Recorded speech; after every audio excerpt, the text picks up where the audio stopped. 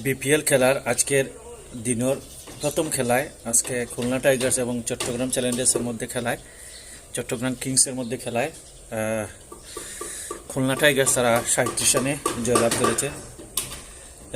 এর আগের প্রথমে টসে জয়লাভ করে খুলনা টাইগার্স তারা নির্ধারিত 20 ওভারে 203 রানের একটা স্কোর দাঁড় করায়, যেটা চিটাগাং কিংসের সামনে একটা চ্যালেঞ্জ ছুড়ে দেয়।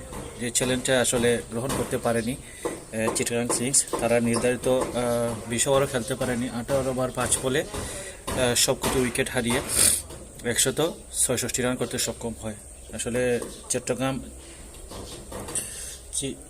চিটাগাং কিংসের উপরের সারি ব্যাটসম্যানরা আসলে কেউই তেমন একটা ভালো করতে পারেনি। শেষের দিকে এসে শামীম হোসেন 38 বলে 78 রানের একটা ঝড়ো ইনিংস খেলে আসলে দলের স্কোরটাকে একটা সম্মানজনক পর্যায়ে নিয়ে গিয়েছেন।